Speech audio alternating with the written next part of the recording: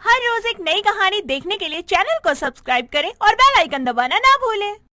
अनीशा बहुत ही अच्छे और हाई सोसाइटी की लड़की थी।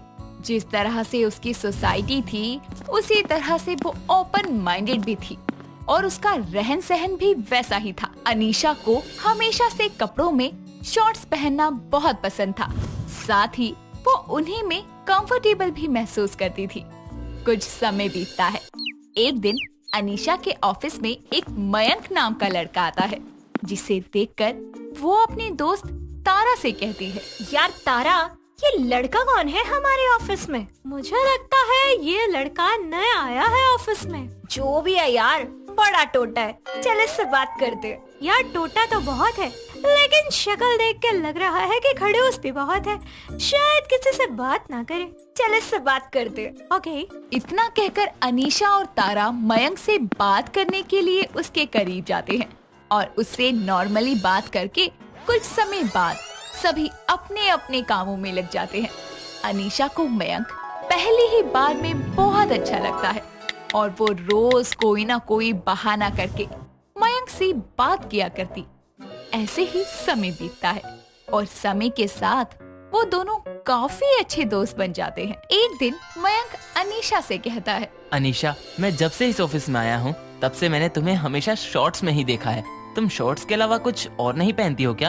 ऐसा क्यों बोल रहे हो आप? मैं शॉर्ट्स में अच्छी नहीं लग रही हूँ क्या? ऐसी बात नहीं है, बट अगर कुछ और पहनती तो ज्यादा अच्छी लगोगी। मयंक, मुझे आपसे एक बात कहनी है। हाँ कहो, क्या बात है? मयंक, मुझे आप पहले दिन से ही बहुत पसंद हो। अब तो हम एक दूसरे को बहुत अच्छे से जान भी गए हैं। मैं तुम्हें पसंद हूँ। क्या तुम मुझसे शादी करोगे? नेकी और पूछ पूछ बिल्कुल करूँगा। I really like you. बस एक प्रॉब्लम है, शादी से पहले एक बार मेरी माँ भी तुम्हें देखकर पसंद कर ले। उसके बाद जब तुम बोलोगी मैं शादी कर लूँगा। ठीक है, अगर ऐसी बात है तो कल तुम अपनी माँ को लेकर मेरे घर आ जाओ। इसी बहाने वो मुझे देख भी लेंगी और घर वालों से मिल भी लेंगी। ओके डन, बट प्लीज कल कुछ और पहन लेना। अगले दिन मयंक अपनी माँ देवकी को लेकर अनीशा के घर जाता है। देवकी को अनीशा देखते ही पसंद आ जाती है और अनीशा के घर वालों को भी मयंक बहुत पसंद आता है। ऐसे ही कुछ समय बीतता है और दोनों फैमिली की मर्जी से दोनों की शादी हो जाती है। अनीशा अपने ससुराल पहुंचती है। अगले दिन सुबह देवकी अपनी बहू अनीशा को आवाज देकर बुलाती है। बहू नीचे आना जरा, कुछ काम है। जी माँ जी। ये क्या, बहू कम से कम पूरे कपड़े पहनकर तो कमरे से बाहर आती, और ये क्या नीचे का कहा है? चाहे जल्दी जल्दी में भूल गई होगी। नहीं माँ जी, मैं कुछ नहीं भूली हूँ। मैंने पूरे कपड़े पहने हैं। ये शॉर्ट्स है माँ जी, ये इतने ही होते हैं। बहू ये क्या है? हमारे घर में ऐसे कपड़े नहीं पहने जाते। क्या बोला तूने? हॉट स्पॉट्स जो भी है उसे अपने कमरे में ही पहना कर, उसके बाहर ठीक से कपड़े पहन कर आइयो। माँ जी, मुझे कुछ और पहनना अच्छा नहीं लगता। मुझे शॉर्ट्स पहनना ही पसंद है। देवकी और अनीशा आपस में बातें कर ही रहे थे कि तभी पड़ोस की कुछ औरतें उसके घर आती है और नई नवेली दुल्हन को ऐसे शॉर्ट्स में देखकर दंग रह जाती है। तभी उनमें से देवकी की पड़ोसन मालती कहती है, क्यों देवकी, तेरी बहू तो बिल्कुल मॉडर्न निकली। हमने तो सोचा था कि अपने ससुराल के पहले दिन ये सज धज कर रसोई से निकलेगी, लेकिन ये तो आधे कपड़े पहनकर अपने कमरे से निकल रही है। मानना पड़ेगा देवकी, क्या पसंद है तेरी?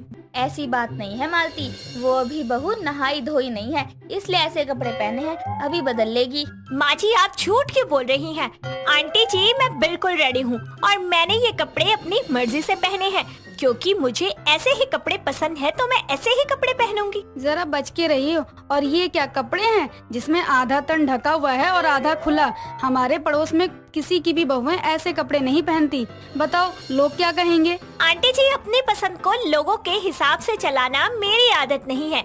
हमारी लाइफ हमें कैसे जीनी है ये हमारे अपने हाथ में है। चुप हो जाओ, पहले ही दिन पड़ोसियों से लड़ाई कर रही हो, अपने कमरे में जाओ। गलत क्या बोला मैंने माँ जी? चलो सहेलियों, बेवजह हम देवकी के घर आए। कब से इसकी बहू हमारी इंसल्ट करे जा रही है। अब हम तेरे घर कभी नहीं आएंगे। मालती सुन तो मेरी बात। मालती और पड़ोस की औरतों के जाने के बाद अनीशा भी वहाँ से चली जाती है।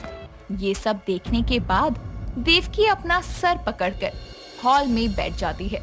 कुछ समय बाद उसका बेटा मयंक ऑफिस जाने के लिए रेडी होकर नीचे आता है और अपनी माँ को सर पकड़े बैठा देखकर कहता है, क्या हो गया माँ, आप ऐसे सिर पकड़कर क्यों बैठी हो? दर्द हो रहा है क्या? कहो तो अनीशा को कहूँ आपके लिए चाय ले आए। तू शादी करके ये कौन सा सिरदर्द अपने साथ ले आया है बेटा? माँ बात क्या हुई? बेटा बहू बोलती है मैं पूरे कपड़े नहीं पहनूंगी, मुझे आधे कपड़े पहनना ही पसंद है। अब बताओ हमारे पड़ोस में दूर दूर तक किसी की बहुएं ऐसे कपड़े पहनती हैं क्या? आज सुबह ही पड़ोस की कुछ औरतें किसी काम से आई थी, उन लोगों ने बहू को आधे कपड़ों में देखा और मेरा मजाक बनाकर चली गयी। माँ वो आधे कपड़े नहीं है, पूरे हैं। मेरा मतलब वो शॉर्ट्स हैं, फैशन वाले कपड़े, और वो पहनती है। बाकी आप परेशान मत हो, मैं उससे बात करता हूँ ऑफिस से आकर। ठीक है बेटा।